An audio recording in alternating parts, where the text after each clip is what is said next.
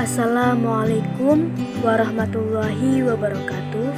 Yang terhormat Ibu Triana Indrawati MA selaku dosen pengampu mata kuliah Psikologi Perkembangan AUD.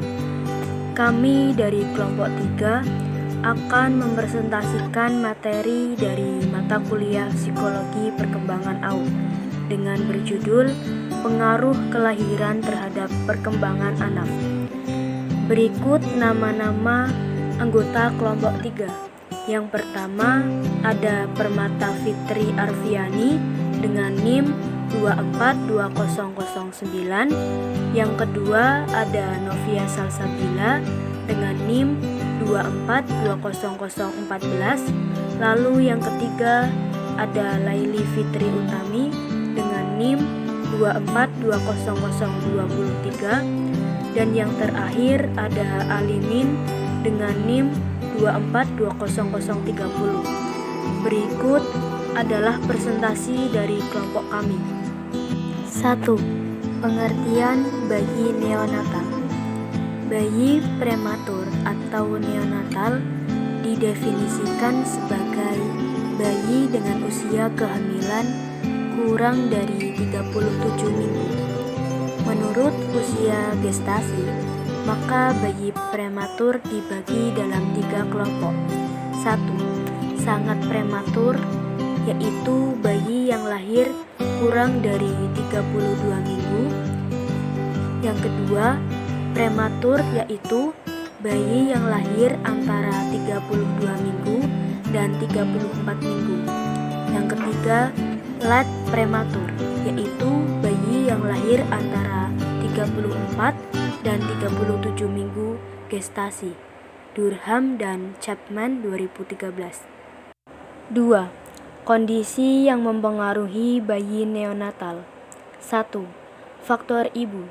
Macamnya ada 3, yaitu penyakit, usia ibu, dan keadaan sosial ekonomi. 2.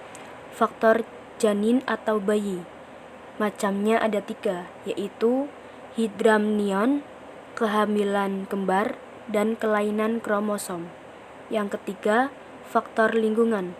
Sebabnya, ibu yang tinggal di pedesaan lebih beresiko disebabkan karena minimnya persediaan atau akses kesehatan dan tenaga kesehatan yang berkualitas. 3. Ciri-ciri bayi neonatal. Kasus kegawat daruratan neonatal, salah satunya ikterus. Ikterus ialah warna kuning yang dapat terlihat pada sklera, selaput lendir, kulit atau organ lain akibat penumpukan bilirubin. Keadaan ini merupakan penyakit darah. Penguraian sel darah merah merupakan proses yang dilakukan oleh tubuh badan manusia apabila sel darah merah telah berusia 120 hari. Hasil penguraian hari atau hepar dan disingkirkan dari badan melalui buang air besar atau BAB dan buang air kecil atau BAK. Secara garis besar, penyebab ikterus adalah produksi yang berlebihan lebih daripada kemampuan bayi untuk mengeluarkannya. 4. Penyesuaian terhadap kehidupan pasca lahir. Karena kebanyakan bayi akan melakukan penyesuaian terhadap hidup pasca lahir, masa bayi seringkali disebut periode bayi yang baru lahir atau periode neonatal. Anak yang baru lahir dikenal sebagai bayi yang baru lahir atau neonatal.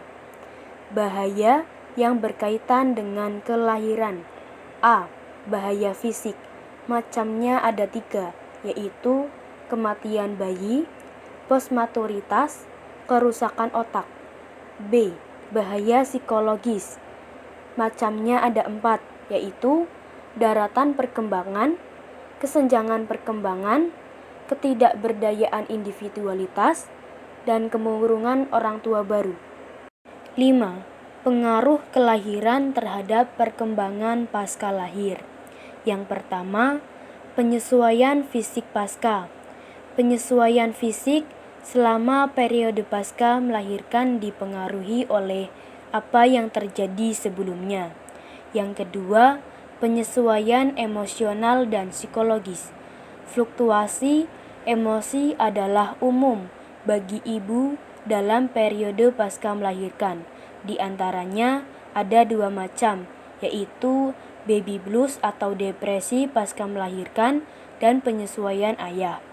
Yang ketiga, bonding adalah pembentukan sebuah ikatan antara orang tua dengan bayinya, khususnya ikatan fisik dalam periode singkat setelah kelahiran.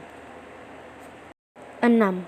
Bahaya yang terkait dengan kelahiran. Beberapa bahaya yang terkait dengan kelahiran diantaranya. Yang pertama, persalinan tidak mengalami kekemajuan.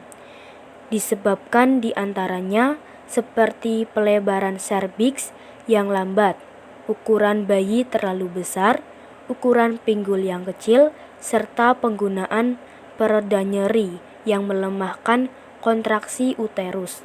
Yang kedua, gawat janin.